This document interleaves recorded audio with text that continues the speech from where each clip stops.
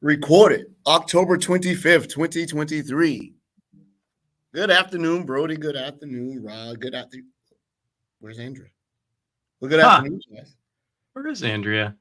Andrea is gallivanting around pretending to do work and visit customers. Well, to her credit, Andrea is the one that suggested at the beginning of the month that we should have the topic that we have tonight. So even though she's not here, we still have to give her her due. And we also have to say happy birthday, Andrea. Oh, yeah. It was Monday, right? Yeah. Was her real birthday? Yeah. Her real birthday.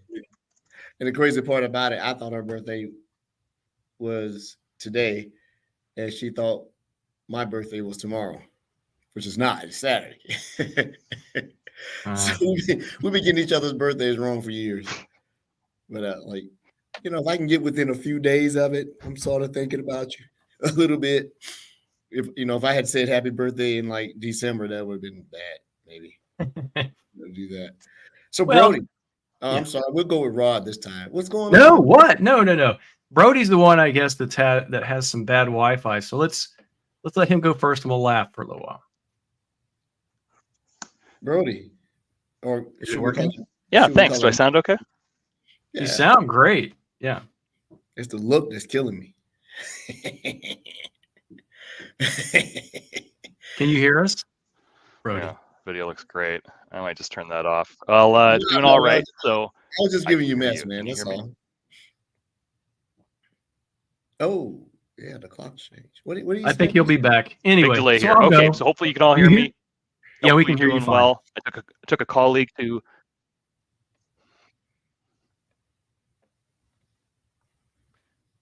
Well, Brody's gone. I guess Canada turned off his internet. Yeah. They still on you got to buy more minutes. So, Rob, what's been going on with you, man? So, a few things that I wanted to kind of get off my chest before we jump into our topic and introduce our guest tonight. First thing, a lot of people remember that I've been working on this must-learn AI security thing for the past 6 months or so, working with our internal messaging folks to release our internal messaging, make it public. So this must-learn AI security series actually capped it today, just finished it. So like over 300 pages of information that you need to know if you're going to deploy AI securely in your organization. So good that that's done and out of the way. However, headed to Miami on Sunday to go start talking about must-learn AI security. So kind of taking it on the road to Miami next week to a conference. Also, Ignite is coming out. I think I've mentioned that almost every episode for like the past couple months, but Ignite is coming up. It's obviously sold out, but I'm still looking forward to it. The pre-day is going to be great. Edward, you will be there, right? I will be there. Book, baby. Yeah. I'm ready. Yeah. So I've never seen Edward in person. He's never seen me, I don't think, unless he's stalking me that I don't know about it. But it's possible. It's possible. It's possible that I've actually ran by you, didn't realize it was me. It's very possible that you ran by me too. I'm not in your league for that. I'm trying to get my win up. But before we pass it back to Brody, I also want to thank our audience for the game of whack-a-mole that we play every week. Because sometimes we start at 4, sometimes we start at 5. Mm-hmm. Sometimes we haven't started yet. I'll get someone reach out on LinkedIn and say, hey, do we have a show tonight? I'm like, yeah, we do. But, we do some things. We don't ever start on time, but we have some awesome guests that come on. And to help with that, sometimes we have to adjust the start time and stuff. But I appreciate our loyal listeners and our audience for, again, taking the time to be here, particularly live. It's an effort, right? It's an effort to do that. It's like the old days of television where you had to actually be there at 8 o'clock to watch your favorite sitcom. Otherwise, you'd miss it. You have to wait for it to go into reruns till the season was over or whatever. So fortunately, the internet has improved quite a bit. Hopefully, Brody paid his Canadian internet bill. Brody, are you here? Hey, can you hear me? Definitely hear you. Okay, video is terrible. Well, I'll make this brief.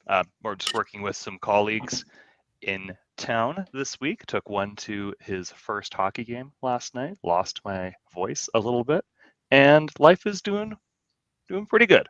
Security all up. I'm going to keep it brief because I'm probably just going to have to drop the pod. Honestly, the Wi-Fi is dropping really bad here. But we've got some amazing guests on today. I wish I could be here for the entire episode. And I know Tina and Nathalia are going to be awesome talking about Cybersecurity Awareness Month, which is a very important month, not only for Microsoft, but the cybersecurity community broadly. So thanks, Rod, for getting everything lined up here. I really appreciate it. Yeah, no problem. It's going to be great. And I actually was kind of hoping Brody would stay. It was like the old Kung Fu theater. Yeah. He'd be fine. He's popping in and out. You'll notice that Brody and I dress for success, and Rod just sort of moseys in off the street, Yeah, well, I stay in my running gear all day long, just in case. Just in case. So I do have something to say. Well, I didn't do anything this week since you asked. I was going to ask, I promise. Some time off because I had a week-long series event with my nonprofit. That was outstanding. Ran my fastest 10-mile time I've run in 10 years of a sort. Yeah, that was blazing fast. Yeah. I could not break an hour. It wasn't happening. The hills, the transmission started slipping around mile 8. Carburetor was sputtering. Lots of friends in town. I had over 500-600 people that came in town to partake in my event, so it was good. I'll share pictures when I get the official photographer back and talk about some stuff. For work, which I'm at work today, it's a little prep.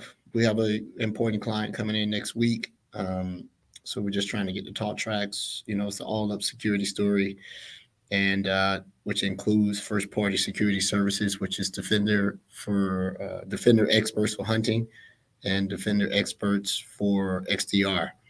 And that's a service provided first-party by Microsoft to augment your SOC with actual human, organic, biological entities that watch and hunt in your environment.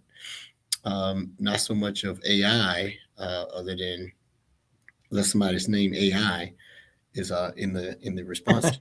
So getting on a plane tomorrow morning, first thing hopping. Have to go to Dallas. Work and pleasure, celebrate my birthday a little bit, see how that goes. And that's it.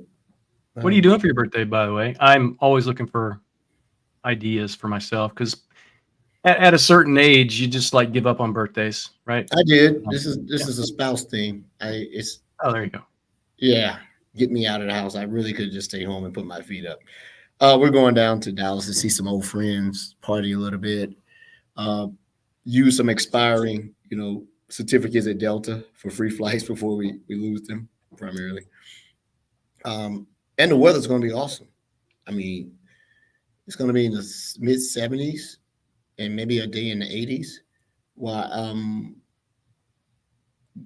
And when I come back to Atlanta, they're going to have a couple of days in the low 30s, even though it's beautiful outside right now, right? I take your word for it. Yeah, I'm in the office, right? Very, very rarely. But that's it.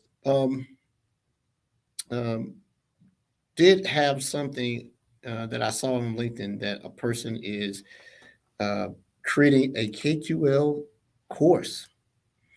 I have the hyperlink, but I can't make it pretty, and I don't want to put this huge one in there. I'll put it in the show notes if you want. Yeah. You want me to post it in here or not? Yeah, go ahead. I'll grab it. It's a gazillion lines. Give me 1 second here. Where did I put it?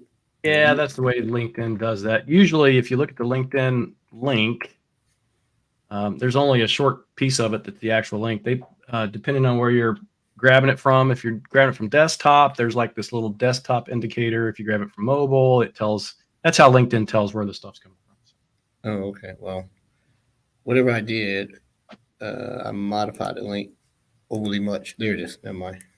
All right. Yeah. Pop it in the. And I looked at it, and it's coming soon. It looks like they're trying to give you a run for your money with the must learn KQL stuff, man. Eric Mannon from Blue Voyant reposted it. I don't follow the gentleman that created it, but it may be worth a look at. He's specifically talking about creating a course, KQL course. He said it's failed to post it. Speaking of Eric Mannon, he's helping with our pre-day workshop at Ignite, so you'll see him there as well. Yeah. Oh, and big shout outs to you, man. So I'll be helping. Beth, prior guest on the show, will be there. He was on last week. Yeah. Corinne will be there. We're talking about people, obviously, listeners don't know about. And Sashada is coming. Yeah. Yeah. Oh, you got everybody working the floor for you. What are you going to do? Just supervise? Right. So people don't realize when they come on the show as guests, that's just me literally putting them down for some work in the future. Our guests don't know that yet for tonight, but I put them on a list. They become indentured. Right? That's right. Oh, I'm looking forward, man. I've never met you in person. And you'll be highly disappointed. Yeah, I'm shorter than most people think. Like, man, you were short, but you were shorter than I thought. Nah, I'm good. It'd be good to sit down and break bread with you, man. And we've been invited to a nice dinner by one of our former, guests on the show. Yeah.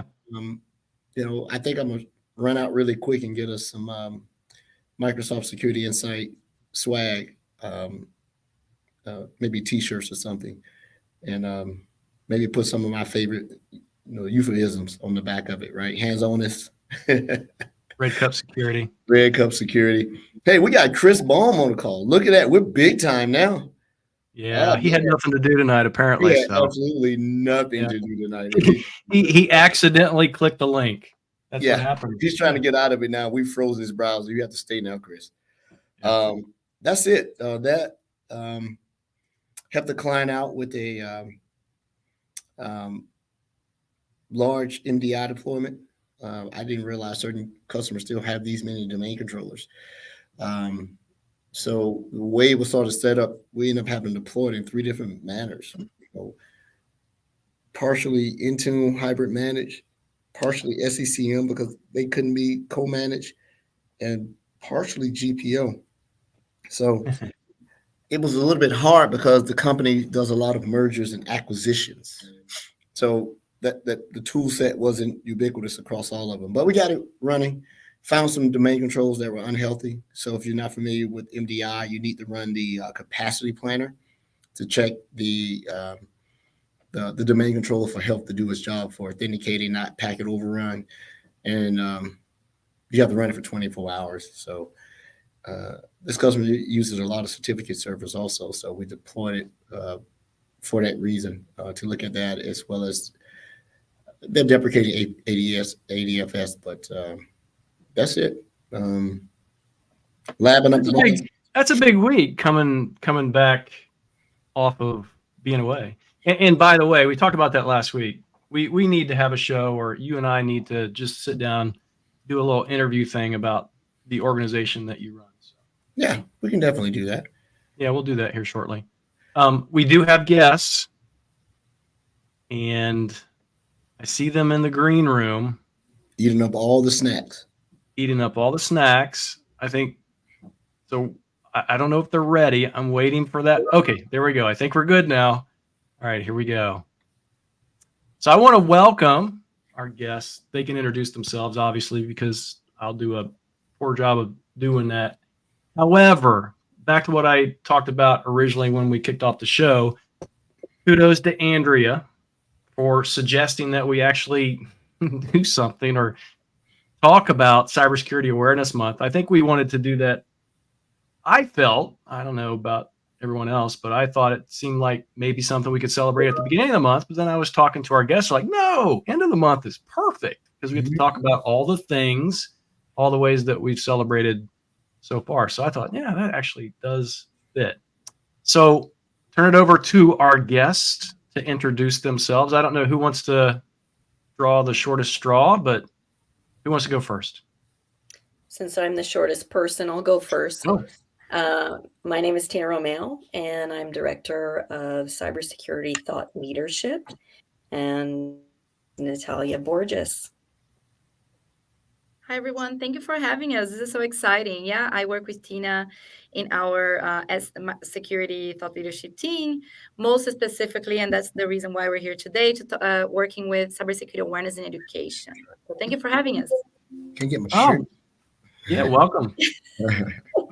I pull this side up, it goes to that side of the thing, right? Not used to putting adult clothes on in these days. So, well, welcome to the show. At least you didn't have your footed pajamas. I appreciate that. Yeah, we thank you for that too. Yeah. They're gonna fit right in here. They can host the show right away, right now. I'll drop. Yes. Some of the swag that we've been giving you guys, including socks and blankets. Really? I've Yeah. not got a security blanket or comfy socks. I'll take There some. you go. Security blanket, right?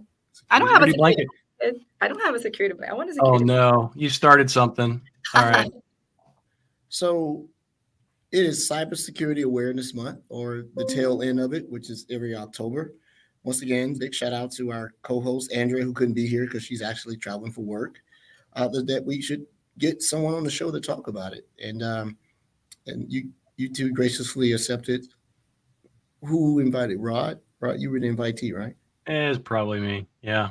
I it's just random. I send random notes to people every once in a while. I'm like, hey, they look kind of neat. So We had to check you out to see if you were legitimate or if you were a Yeah, I phishing figured. email.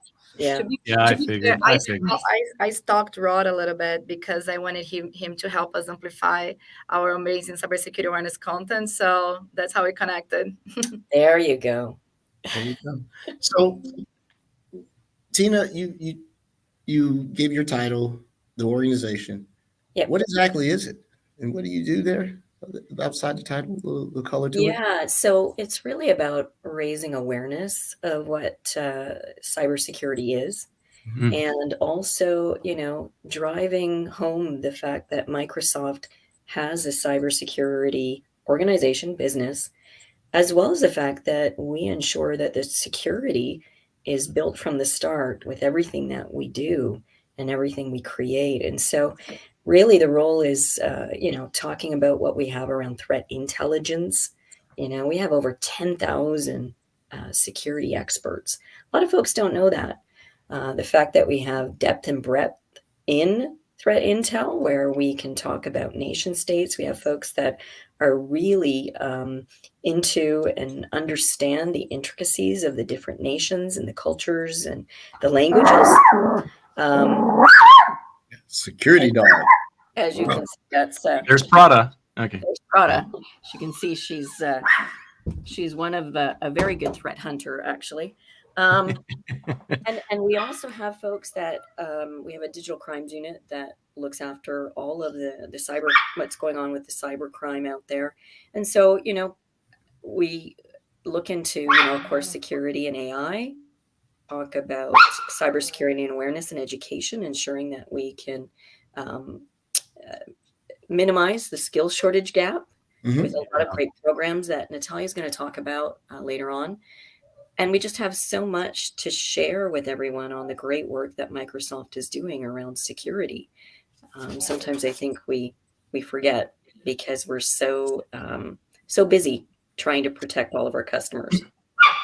Yeah, and maybe we'll talk about it a little bit later too, kind of not just the skills gap, but also kind of a diversity gap, particularly in cybersecurity. That's something I think we've talked about here quite a bit backstage, but also annually during March, we have cybersecurity, Women in Cybersecurity Month. This past year we had Basu and Ann Johnson, Maria Thompson and folks on. So that was a really great month to try to expose that. So I'm absolutely happy you all are on. We're not doing it just in March. So this is great that we're, finding other times to actually accomplish this throughout the year as well. So Tina, when you gave your rundown, I think I may have counted or met you at a B-Sides a while ago. And I was like, I think I knew I met her at B-Sides. It was a conference. But if not, still a pleasure to meet you for the first time. Nathalia, different story, same thing. What about you? Yeah, so I would say that I'm the double click in everything that Tina said when we talk about cybersecurity awareness, cybersecurity education, and we're starting to move a little bit about securing AI. So there's a lot that we've been talking about. Responsible AI. Microsoft has been super active in trying to make sure that the world sees AI as something that we need to be responsible about. So we are also doing kind of a double click on like, okay, given responsible AI, what is securing AI in a responsible way? So that's most likely me. I've been in Microsoft for almost 3 years now, all the time with Tina. So we've been building some great stuff, and it's very interesting to see how over the past 3 years, the conversation about the cybersecurity skills gap and cybersecurity awareness has been evolving. So, for example, right now is the 20th anniversary of Cybersecurity Awareness Month, and one of the coolest things about being the 20th anniversary is that we actually been growing in the way that the industry talks about cybersecurity awareness and cybersecurity education. So, I think up until a while ago, the face of a cybersecurity professional was something very limited. And part of our work here is not only trying to make sure that people know how to behave safe, how not to click in that weird link, how not to open a weird document, it's also to make sure that everybody can see themselves in cybersecurity. If there is a skills gap, that right now, I think we actually have that in our hero blog that people can find the link that was just shared. But there are 3.5 million unfilled cybersecurity roles. And how are we going to do it? How are we going to find people to fill those roles? Is not by finding that old face of a cybersecurity professional that a lot of people have in mind. It's finding diversity, is making sure that more people think they can be welcome into the industry. So that's the broad aspect of what we're trying to do in thought leadership and cybersecurity awareness in education. You know something that I've noticed, because we've talked about this skills gap for a while now, and great to highlight. I see what has been done from Microsoft for trying to portray this cybersecurity skills gap and trying to promote it quite a bit as almost like the model for everything else that we do, because it's so good, right? Because I noticed this week, and it was the first thing I thought of. We've talked about this cybersecurity skills gap for months, and now that same model is being applied to Azure OpenAI. So it is, yeah, people are using it for the AI stuff now, right? So that's why, I think this is so good that it's like the model for everything that we can do from here on out. Yeah, Nathalia made a comment that seems to be an oxymoron of a sort, at least at this current time. Responsible AI. I mean, even regulated technologies tend to find someone who can find an irresponsible way to use it. Is it possible? Do you guys think that, it's so available that and unregulated of a sort? Will AI ever have a prominent, responsible user base outside the big companies? Because there's so much potential to do bad. How do we make it responsible? Because to me, it sounds like the same rock you push up the hill to make your users more cognizant of not to click on things and not to do this and not to do that. We've been battling that for a while. So are you optimistic about some type of regulatory globally? You can't trust a company to do it. You can't trust a nation state or a nation to do it singularly. Do you think we can get a global consortium? So I'm gonna start with. Can I start with the education piece, with the reason why, with like kind of the cybersecurity awareness piece, and then maybe Tina can double click on the more the AI transformation. I think one thing that we've been discussing a lot, especially when the theme is education and workforce in terms of security, in terms of AI, and I think that's important to talk about from a responsibility perspective, because it's responsibility with the workforce, or responsibility with the security professionals, is that we see that AI has the power to upscale business, of course, but it has a very interesting potential to upscale human capabilities and and enhance the work of the professionals that we see today. So we've been hearing a lot about kind of fears about how when we deploy AI, when we spread AI in our solutions, in our companies, what that's going to mean for the workforce. We think that has the potential to be wonderful, honestly. Security Copilot, for example, is here to help security professionals to actually achieve more.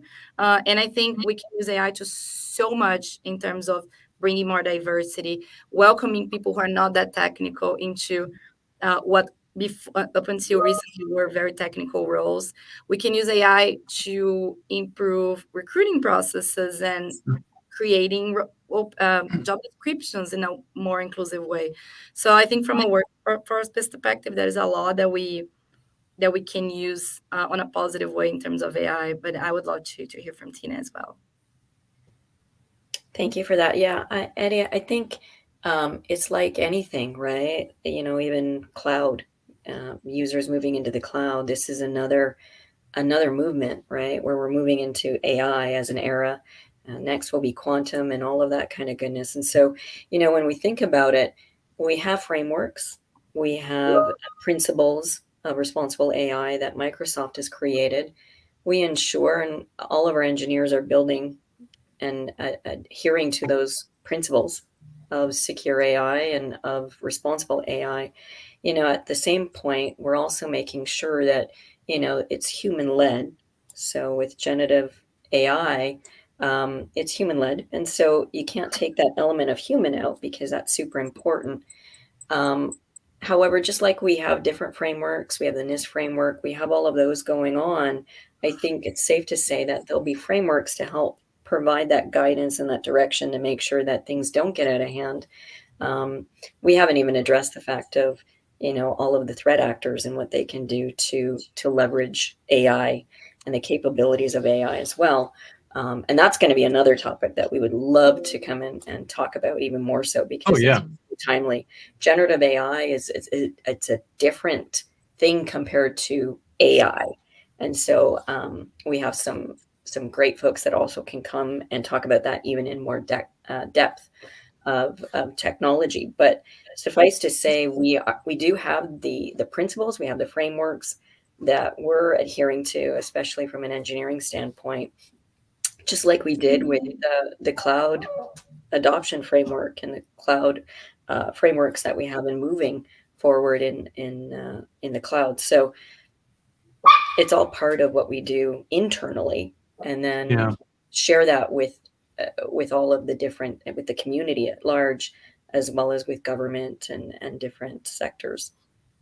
Well, so I see your group just envisioning it in my mind as one of those groups that kind of have purview over all these things, because you are thought leadership. You are helping drive our leadership in the space. And I think very good, your group is probably a very good example of what we're trying to accomplish from responsible AI, and let's just call it responsible security, because it is kind of the same thing, right? We don't call it that, but it is. And particularly for the Cybersecurity Awareness Month, this is a great effort to help, kind of bring all that back into perspective. Because, that's why I kind of alluded to earlier how, this is kind of being used as the model for the AI skilling. It all really does kind of play together, because I view it as responsible AI and securing AI as literally the same thing. It's safe AI. We're trying to make this whole thing safe for everyone, right? And that's, I don't know how you feel about that, but yeah, security is a pillar or a component of responsible AI, and so it's so important. I mean, it's woven into everything that we do, and we're expected by our customers to ensure they're safe with everything that they do and everything that they use. Our mission is to secure the world and keep it safe.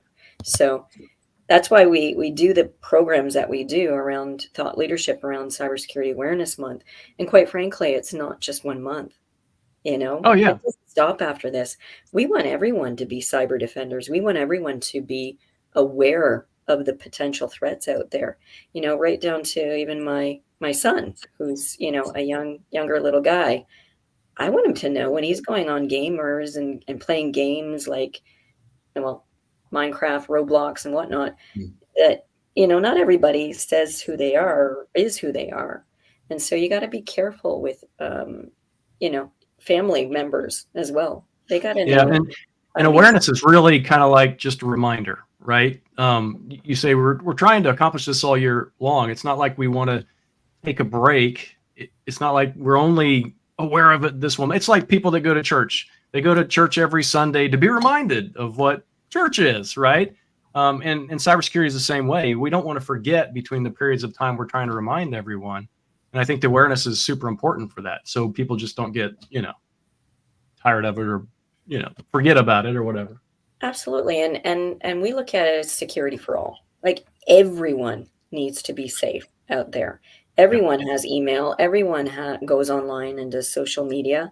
I mean, everyone, there's an opportunity for a threat actor, for everyone to steal an identity or whatnot. The way things have changed in the landscape, especially with hybrid work, right?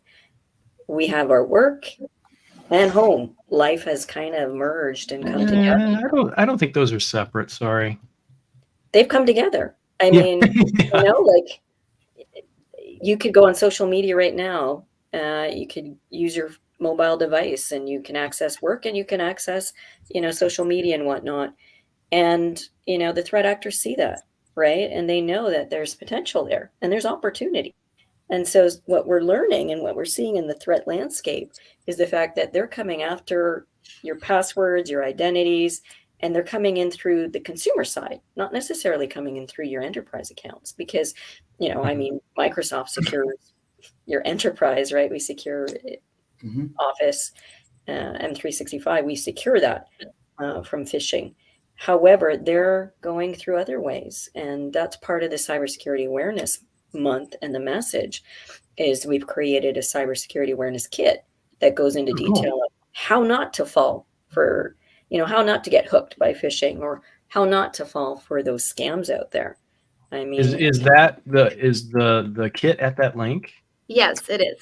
Oh, cool. Let me share that again while you're talking. Go ahead. Sorry. Thank you. No worries. No. And Nathalia, you can probably talk to a lot of the great content that your team has put together just around, and this is to help not only CISOs and security professionals, because we know that they're slammed, right? There's a skills shortage. There's only so much time they have to educate their own organization. Like, don't click on this email. These are the things that you need to identify. They don't have the amazing training that we have with Brett Arsenault and his team, where, we have all of those different shows that, educate you on what to not do and what to do. So this cybersecurity site is incredible because it gives you a lot of guidance. And Nathalia, you can talk to a lot about what you put on this site because certainly it applies to almost everyone. Yeah, and I think one very nice thing, and I've seen other episodes of this podcast, and I know you guys welcome people from all over Microsoft, and this is a cross Microsoft effort. This is not a Microsoft Security Thought Leadership team effort. You're gonna find things here that are from like all across Microsoft, because this is cybersecurity awareness is not only a Microsoft security products thing, is not only a philanthropy thing, is important for everyone. And what we do is, yes, we want to celebrate cybersecurity awareness all year round, but we use October as exactly like you said, bro, like the moment, like with that splash of awareness so that people can actually know that, for example, they can find the resources here, they can reach out to certain organizations if they want to volunteer, if they want to get more skilled. So this is, we see October as this splash moment for everything that we do. But yes, cybersecurity awareness is something that we need to do year round. You know what I love about this, what we've got on the screen, for those that are just listening, you want to go back and look at this, watch the video replay. It's not just for security professionals.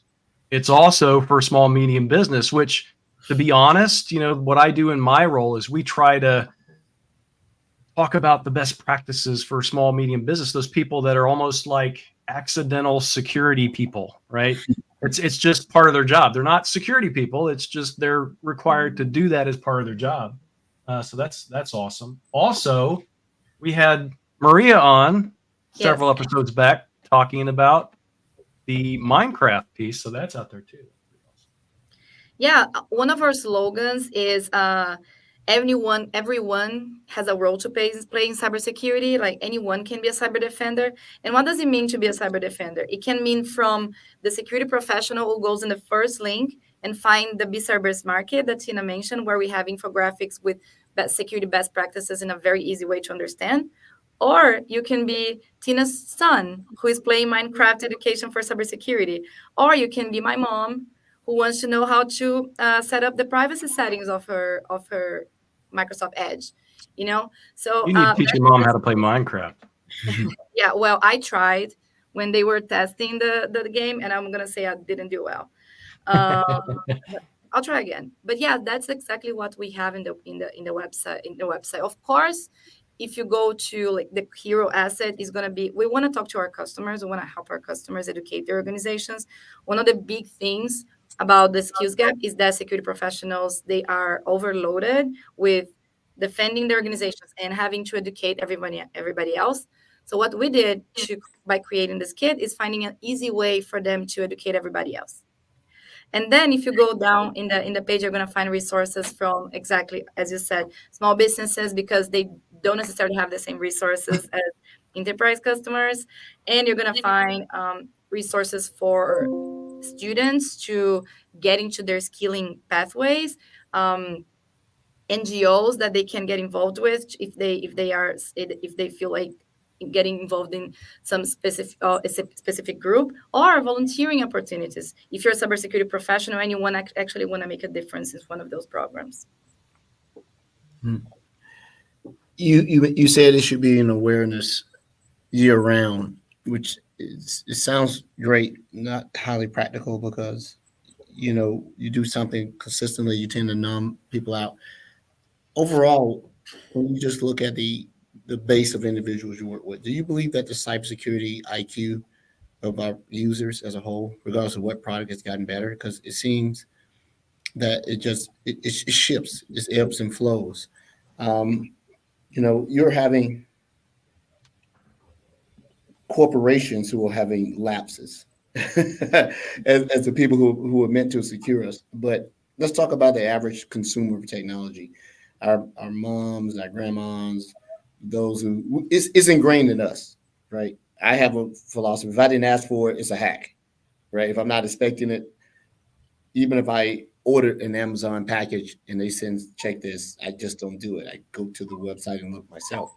So Yeah. what do you think the security IQ of the consumers, are they getting better, or are they getting numb to it, or are they just giving up hope? That's a great question. And I think, some of them, they are getting better, but I'll tell you, the threat actors are getting better too. And what we're noticing is they're getting more sophisticated. And we have a talk, actually a panel discussion that's coming up at Ignite on social engineering and fraud.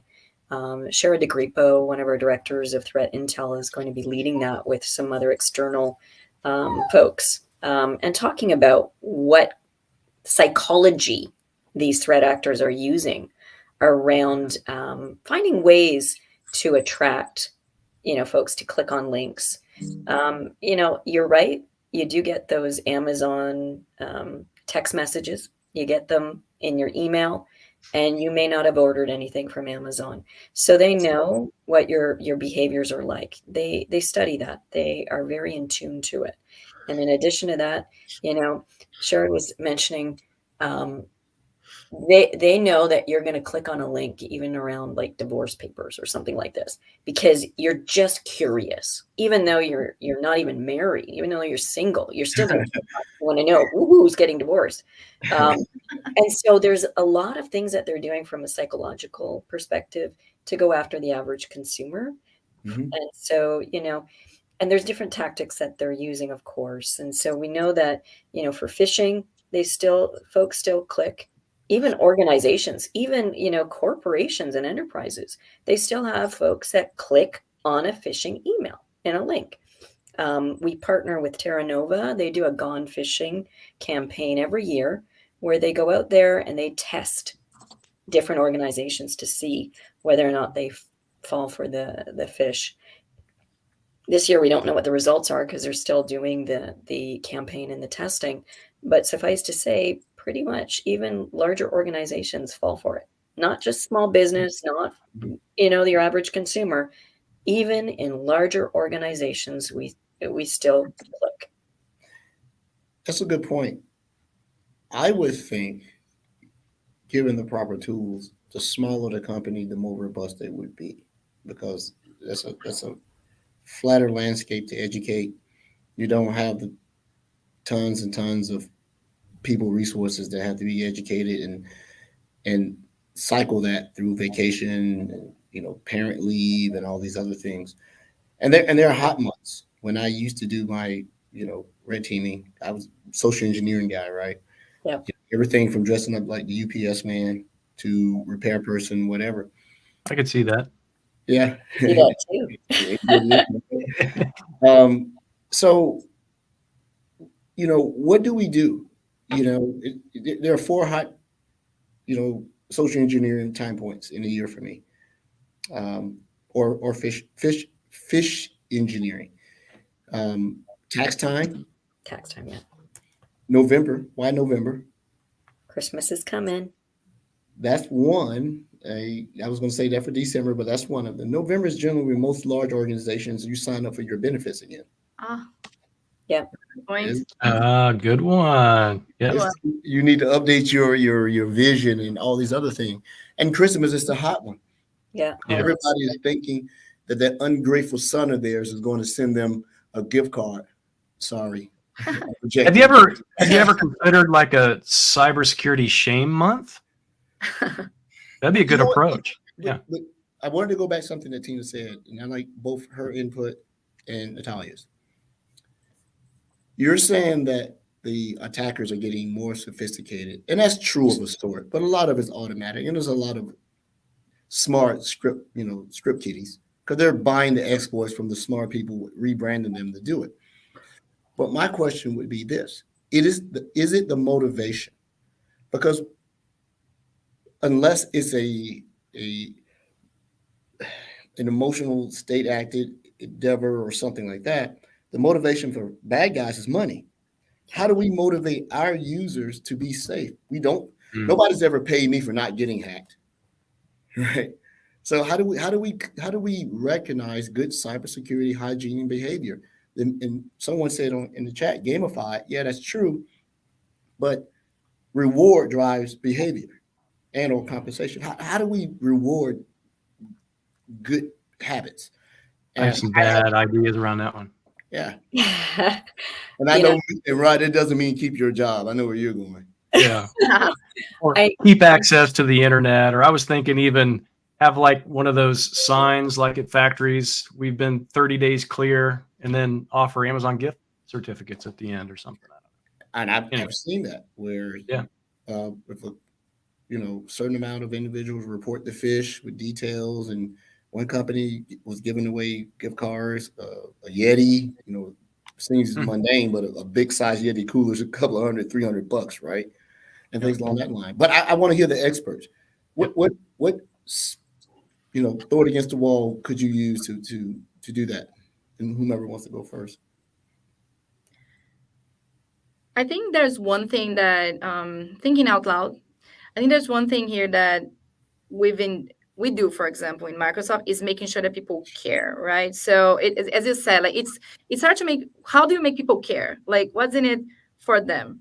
So I think so. There's one of the most important pieces of information in terms of security that Microsoft puts out in the world is the Microsoft Digital Defense Report, right? That just came out a few weeks ago, and we use all our expertise or all the 65 trillion daily signals, if I'm correct, right, Tina? It keeps going up, but yeah. It keeps going up, yeah.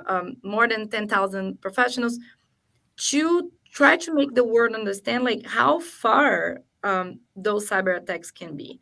I do think there is a showing how nation state attacks work, showing the amount of depth and impact that clicking on the phishing link and not putting MFA, multi-factor authentication in your things, can do, the amount of money that's involved. So I do think that those types of things help people to understand how serious the problem is. But I also think that we're still in a stage where we just got the companies to recognize cybersecurity as a must-have investment.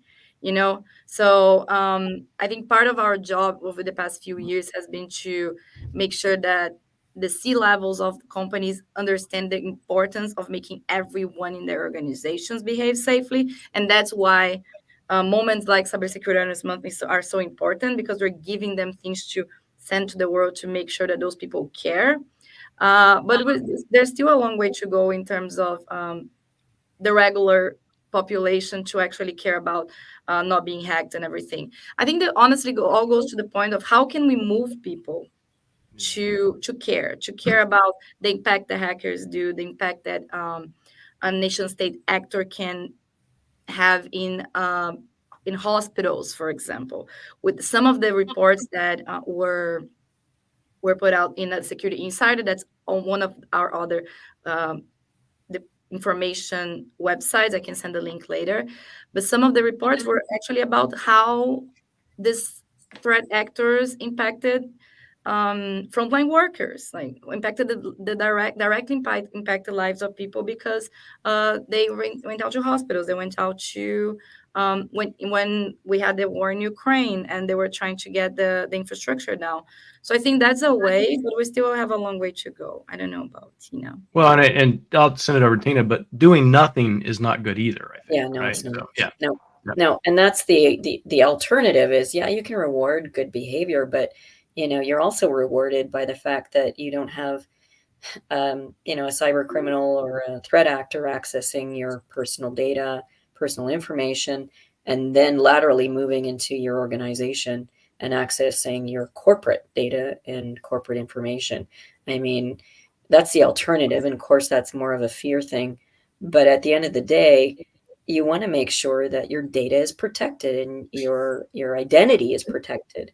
And so what we try to do is encourage folks to go passwordless, to use multi-factor authentication. We always say hackers don't break in, they sign in. That's Brett Arsenault, our CISO's favorite line. It's so true, right? They look, I'm going to say, I'll use my family as an example. I see them always playing those games of, if you were a song, what would you be? Or, what kind of vegetable are you? And it's like, do you not know that the threat actors, they have cyber crime as a service. There's ways that they're trying to get your identity. Not that you may be important to them, but they can find out your identity, to find out my identity, to find out, and to log in and sign in to Tina's Microsoft account. Like, that's how they move.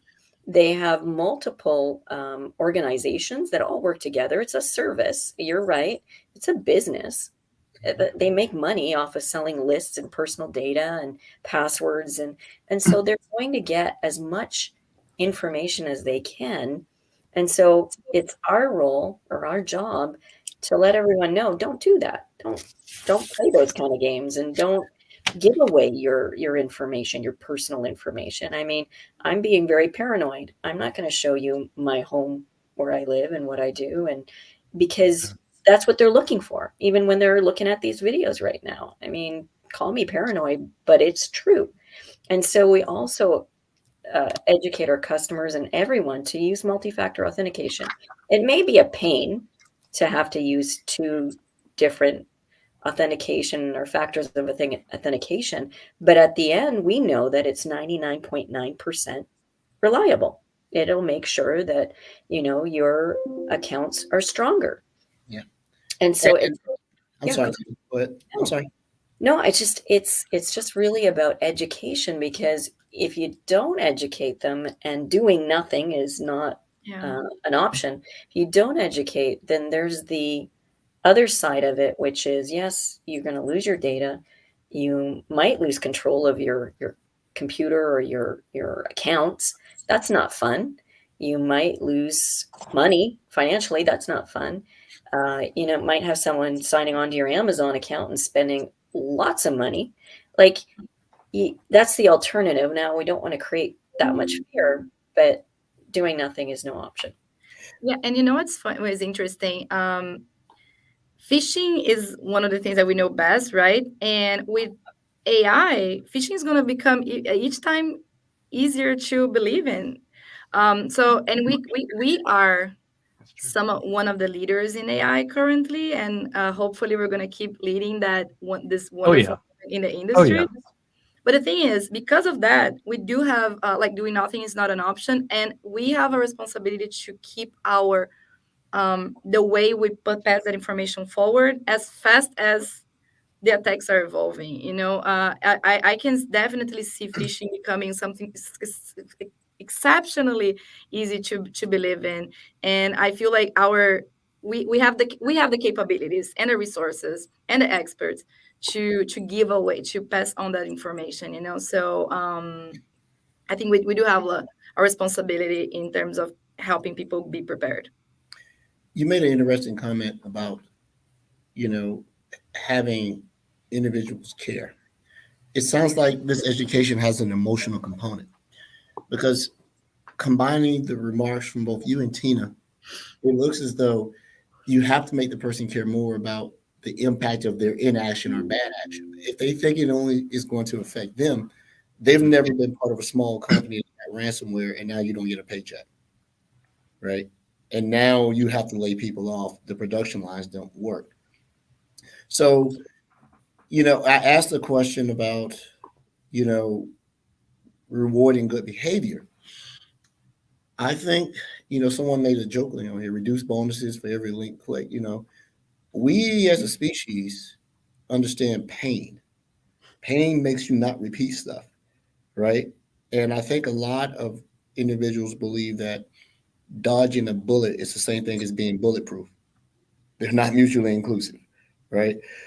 There has to be a reward, and it also has to be something a little bit more substantial than a slap on the hand for those, especially when there's been adequate tools, education, and you need to make individuals understand, hey, this impacts you, not just you, but everything, right?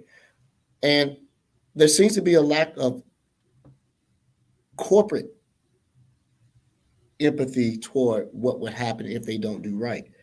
The first thing that any company does, we'll offer you identity and credit protection. That's useless. It's worthless, because they hacked my existing credit. You're preventing them from getting anything new. And so I don't think there's a simple answer to it, but I do believe if you could solve one piece of it, which is getting individuals to care, not teach them, but help them understand, hey, this could be better, and a little bit of pain. If you do this, here's 10 hours of mandatory training. They won't do it again. But have some leeway, because the attacks are becoming complex and very believable. The inherent way that we communicate is flawed. We're still hacking people through email. Yeah. I don't get that, right? Well, it is emotional, so there's that aspect, right? You have to get people to care, but in the same respect, I see some people that it's kind of a fear thing. We have to somehow get across to people it's okay to screw up. Talking about AI, how phishing is going to be so much better, which is a bad way to put it, I guess, but it's going to be so much destructive too. It's okay to screw up. These things are intended to mess with us, right? So everybody screws up. I have in back of my mind, because Nathalia was talking about her mom, my mom, right? She'll go for months being hacked and her accounts being hacked because she's afraid to tell me that, she did something silly that I said don't do last time. It's probably my fault, because maybe, I was a little frustrated. Don't do that ever again, but My best friend, same thing. Been my friend for 25 plus years, runs his own barbecue place, huge place where he stores his product meats and everything, and fell for a hack with a threat from the power company that his automatic payments weren't working and they were going to shut off his power. To him, they introduce a fear of all my stuff is going to spoil. And he fell for it and went and got 2 gift cards and read the number off the back. And then he called me and said they had done all this. And my first reaction was to go, but because I like, dude, this is Ed. I'm your best friend. You could have asked me. But I made sure that if I had done that, I would have shamed them into not saying anything going forward, right? Instead of coming to me as a resource. So I get it. It's a delicate line, but everybody has responsibility. And it seems to me, that the least responsible are corporate entities. That's it. That's all they get. But that's, I think people need to know what the risk is for sure. Yeah. But that's why October, I think, is so important in cybersecurity awareness in general, because there is a need to move the spectrum of cybersecurity and the fame from something dark and fear field to something, hey, look what all of this can do for you, Mm-hmm. So I think it's we're right now handling the balance between showing people the risks and what, like, don't do that, and that's how kind of what we do with the Cyber market. But at the same time, inspiring folks who are using those assets, who are thinking about a skilling process, to think like, but look how much goodness can come out of it, like especially when we talk about education and bringing more people and diverse groups and then the underrepresented minorities to the workforce, to the cybersecurity workforce. It's very important to try to move away from that dark place of how we think about a security professional. They have like headphones and it's all like in a dark room and typing all the time and coding. Like, that's not what cybersecurity is anymore. That's not. We have research that tells us that 50%, right, currently of the people who join the workforce are not from technical backgrounds. Mm-hmm. We hear from security leaders that say how they actually don't necessarily need the technical things that much anymore. They need security professionals that are able to expand their soft skills. So I think for that, it's very important to deal with cybersecurity and the way we spread it out. And of course, explaining how risky something can be and what are some best practices, but at the same time showing how bright it can be. Yeah. So maybe it's a piece of this is also some of these people from the emotional aspect. And you talked about, you don't hire all technical people to fill those job roles. Maybe they just expect, hey, we have a security team that takes care of this for me. Right? I'm not going to learn this because they're going to do it for me. I heard someone verbally say that, not just keep it in their head. That's what you guys are for. We pay you money to protect us. Yeah. I think something else. You made a point, Nathalia, about the perception of the hacker as a teenage pimple face or the evil guy like iRobot that sits down in the cellar, right? But there's another evil that the end users are afraid of. And 4 of them are sitting on this call right now, because they put people like us who are very smart and very skilled and up in security on this unrelatable pedestal, right? And we're not close. It just seems like directives are coming down. Do this.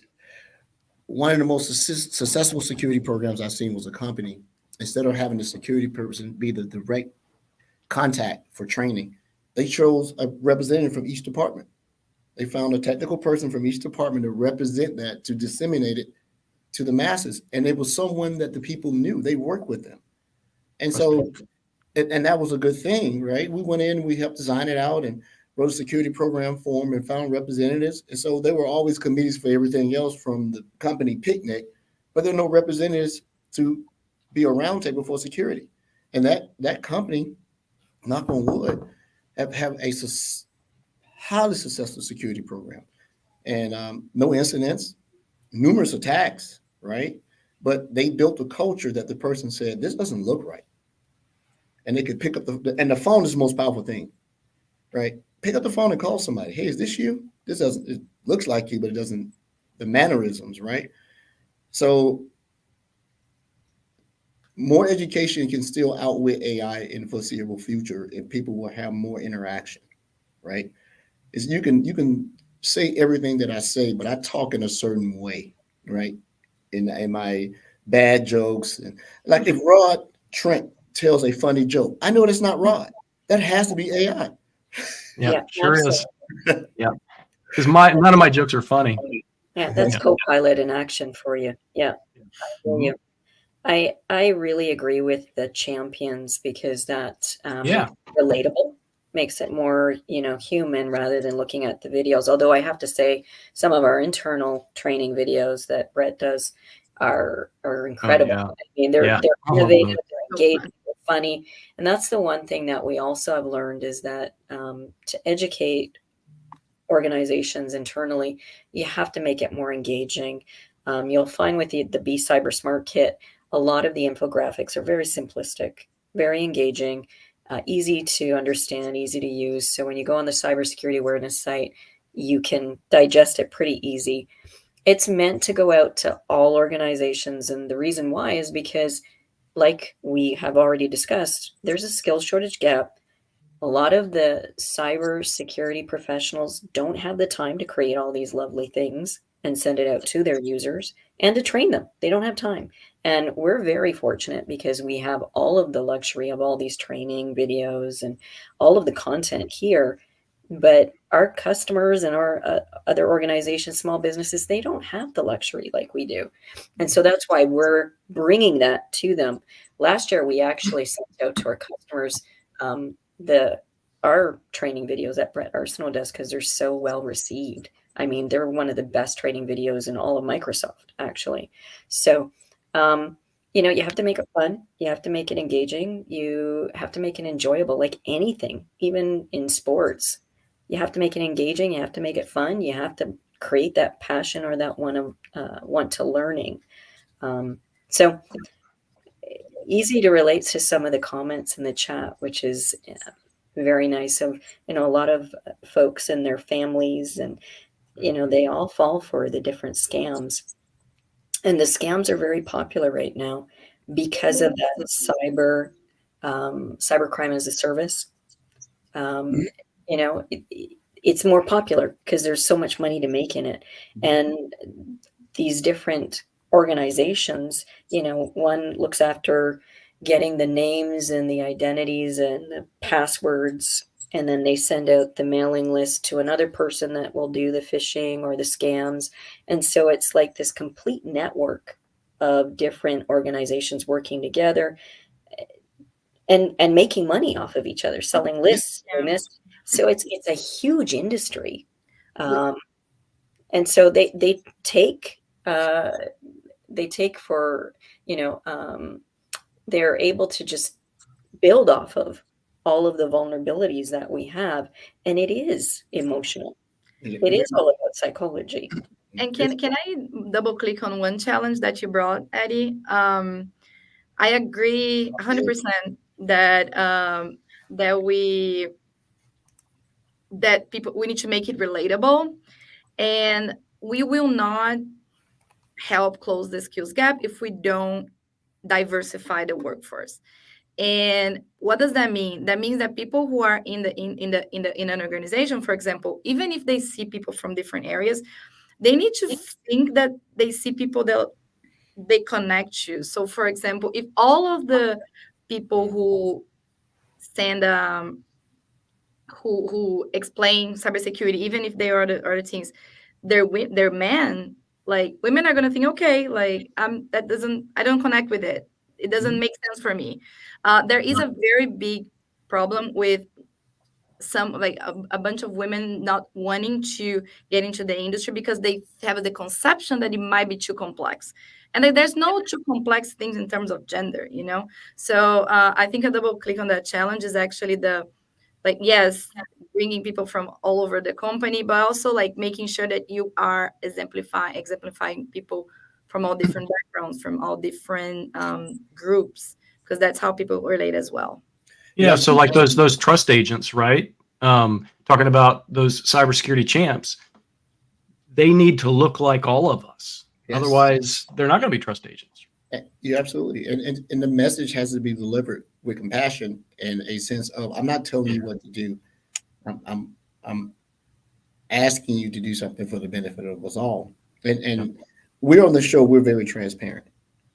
the world of cyber in the corporate industry is still very white and very male. We talk about it on the show all the time. And that delivery is sometimes delivered as a message of superiority rather than compassion. And so people will tune you out.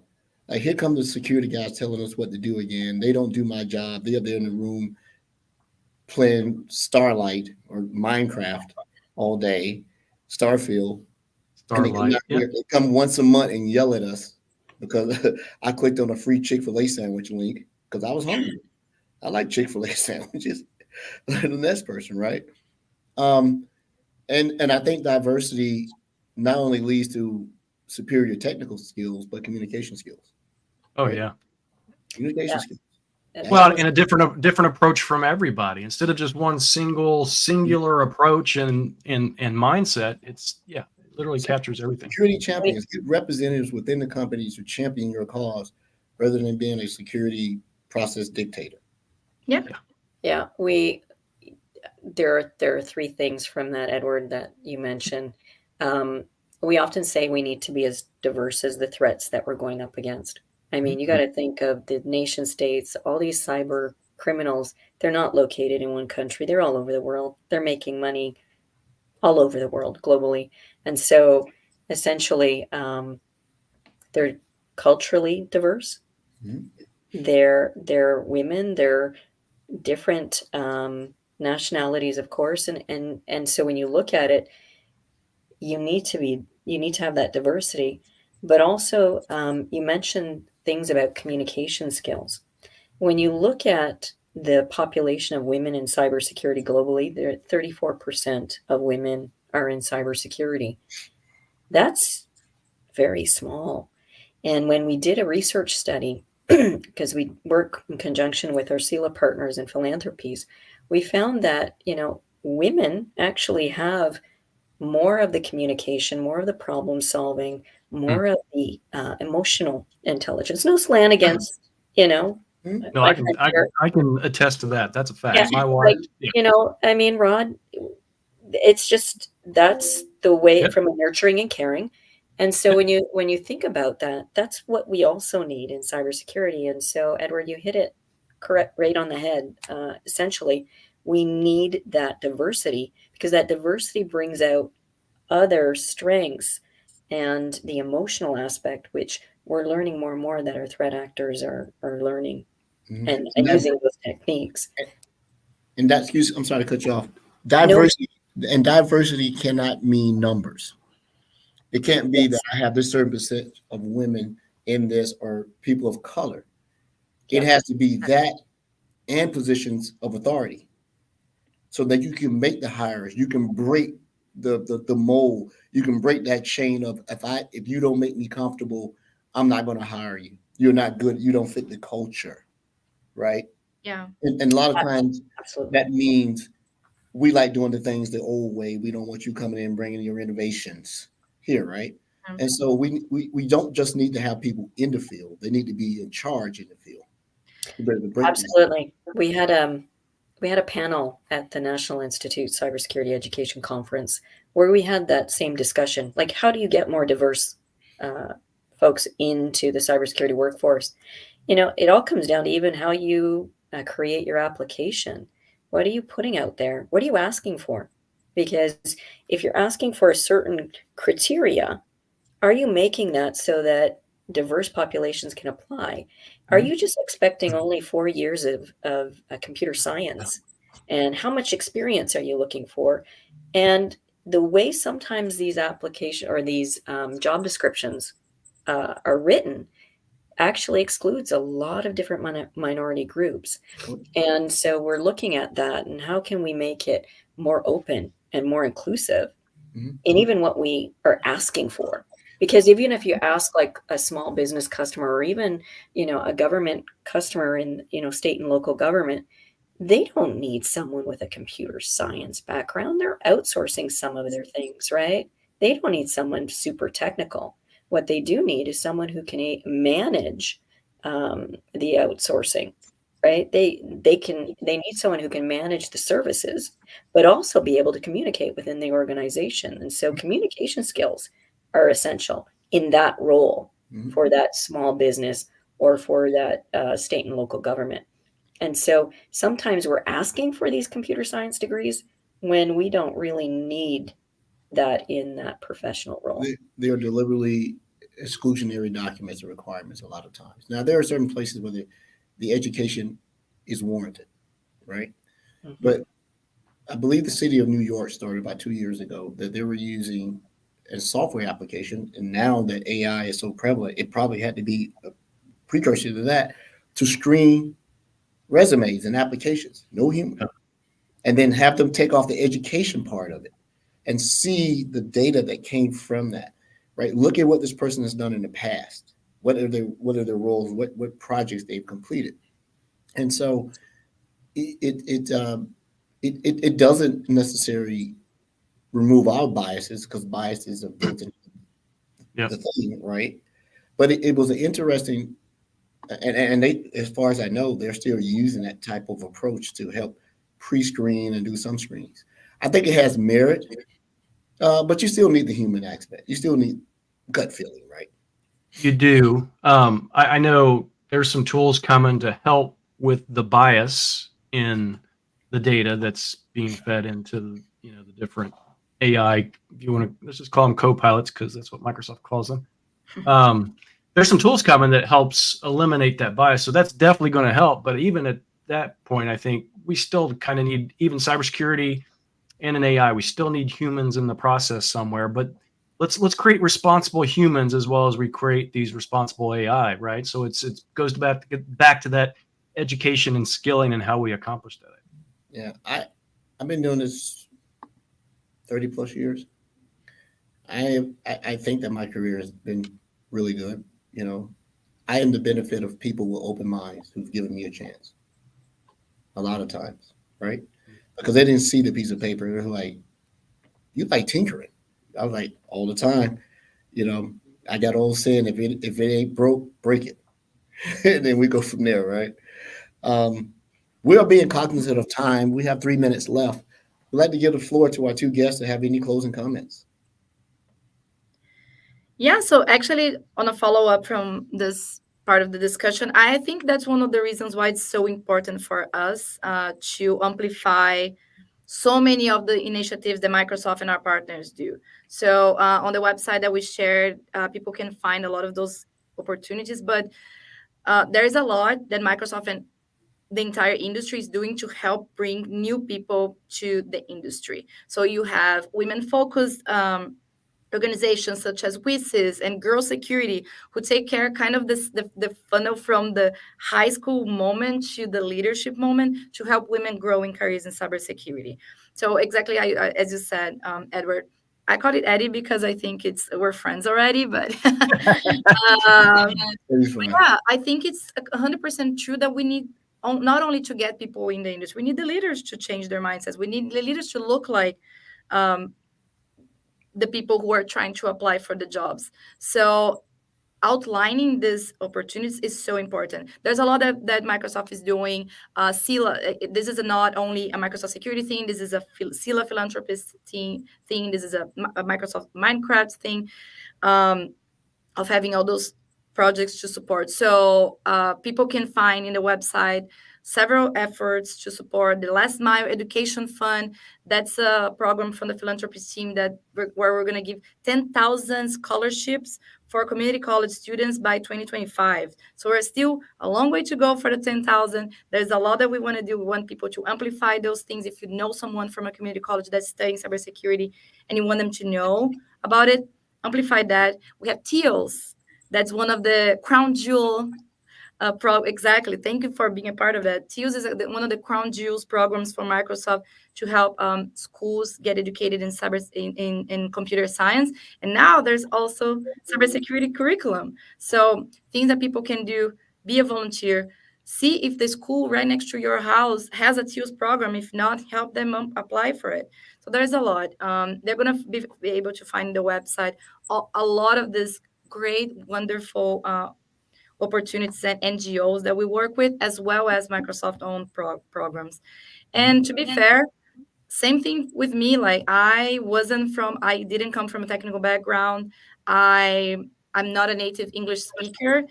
with a lot of these resources, now I feel like I can actually make a difference in the cybersecurity industry. So I think it's very nice to see how far people can go by reaching out to these resources, by seeing themselves in cybersecurity. So over to you, Tina. I love what you said. Ditto, +1 to what you said, Nathalia. Everyone is a cyber defender. Everyone. And so that's the mission that we have, is to make everyone a cyber defender. Collectively, we all need to come together. I know that, there's competitors, and yes, but you know what?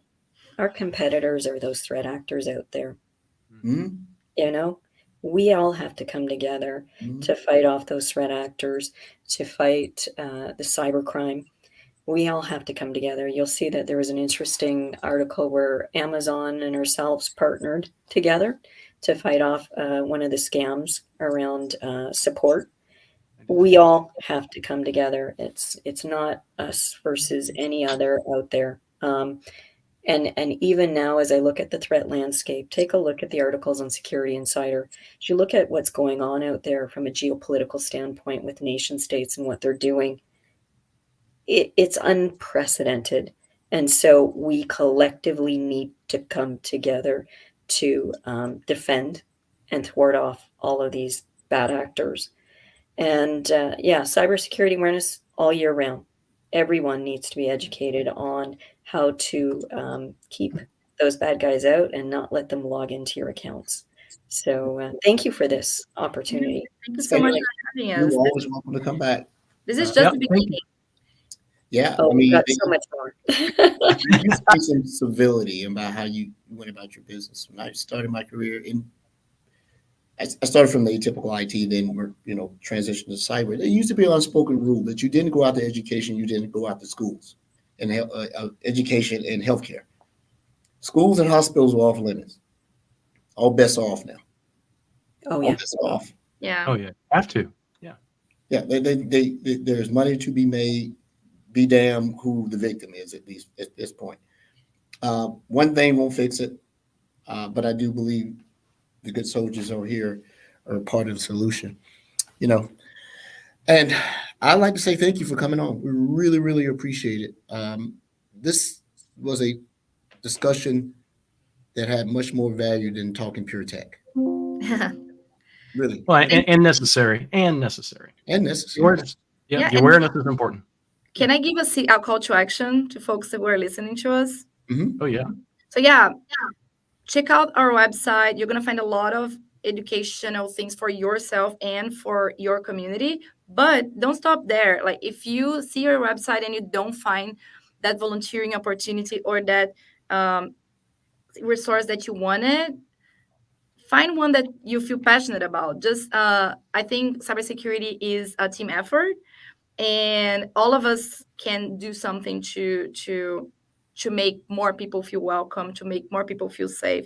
So just don't stop in our website. Just go for it, because there's a lot happening. This is just the beginning. And listen to the show. Tell somebody else about the show. Well, everyone, to our supporters, listeners, to our guests, thank you for coming on. Super informative. This is our first discussion around cybersecurity awareness, but our probably most deliberate, where we didn't back into a guest talking about it. We went out and found a guest.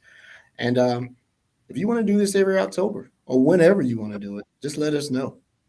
I don't think enough awareness can be that. And think of the audience as those champions who can take our message, who are professionals, to go out and take these ideas.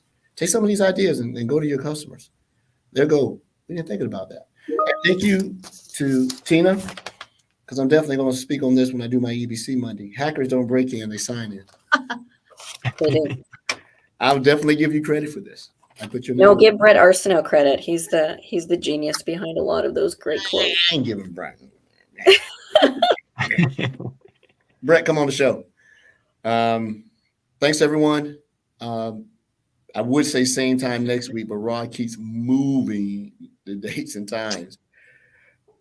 So I don't know what next week is going to be like, but it'll be interesting. I'll be in Miami. Edward, you'll be here? I'll be back in town. Andrea should be here. She might be finished having her birthday party. I don't know. Well, I'm doing And then maybe Brody. I'm going to ship him like a modem. I think that would be better than what he has. Yeah. He needs a modem. Yeah. All right, everyone. Sometime next week, it'll be on a Wednesday. We don't know It yet. will. It'll be on a Wednesday. And all right. see you later. Thank Have a you. good weekend, everyone. Thank you.